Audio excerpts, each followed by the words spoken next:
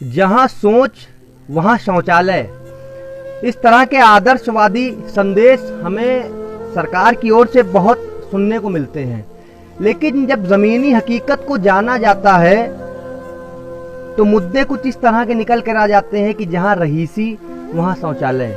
इस समय हम लोग कानपुर के सचेंडी क्षेत्र के दिलीपपुर गांव में मौजूद हैं और जिस घर के सामने मैं खड़ा हुआ हूं, आप मौजूदा कंडीशन देख सकते हैं घर की। बहुत ही गरीब परिवार है और एक बहुत ही बड़ी घटना इनके परिवार में घट गई थी कुछ दिनों पहले।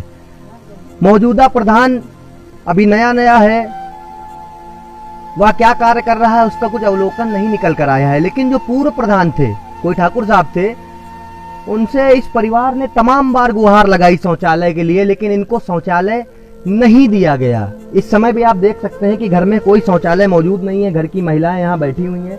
एक बहुत बड़ी घटना का शिकार हुआ है घर।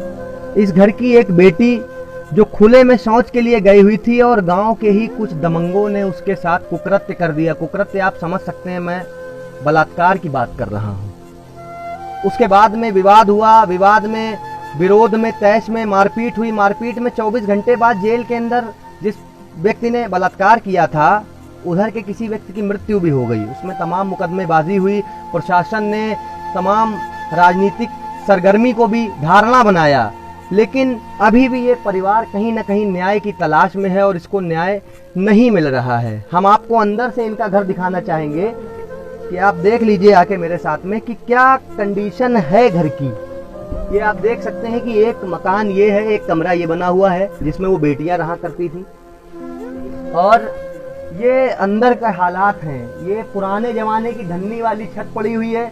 घर के मुख्य जो मुखिया हैं वो दिहाड़ी मजदूर हैं और मौजूदा वक्त में कैंसर जैसी घातक बीमारी के मरीज भी हैं। वो उनके इलाज के लिए पैसे नहीं हैं। कहीं ना कहीं इस घर की बेटियां पढ़ाई लिखाई अच्छे स्तर पर कर रही थीं, आगे अपने भविष्य को सुदृढ़ और सुंदर बनाने के लिए प्रयासरत थीं, लेकिन उनके साथ इतनी बड़ी कुकृति कर दी गई इस गांव के कुछ दमंगों के माध्यम से।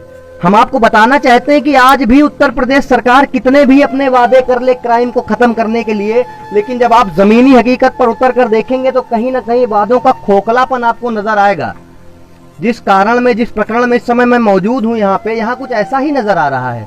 मैंने पूरा गाँव देखा। यहाँ पे ज्यादातर मकानों में शौचालय मौजूद है, लेकिन एक गरीब परिवार गाँव के किनारे बसा हुआ है, उसके पास शौचालय नहीं है। एक बुजुर्गवार थे, उनसे मेरी बात हुई तो वो बताते हैं कि प्रधान के पास जाओ तो दबका के भगा देते थे वो, ये कारण था। उनसे भी सवाल जवाब दागे जाएंगे, लेकिन अभी हम आपको घर के जो मुखिया हैं उनके भाई से बात करवाते हैं। आपकी जो बेटी के चाचा हैं वो इस प्रकरण के बारे में क्या बताएंगे। बाबूजी क्या नाम है आपका? नवाबपाल। बाबूजी बताइए क्या मामला था पूरा? मामला ये था कि यहाँ का प्रधान जो है बिल्कुल जैसे पूछो तैसे पाक भगा देता था।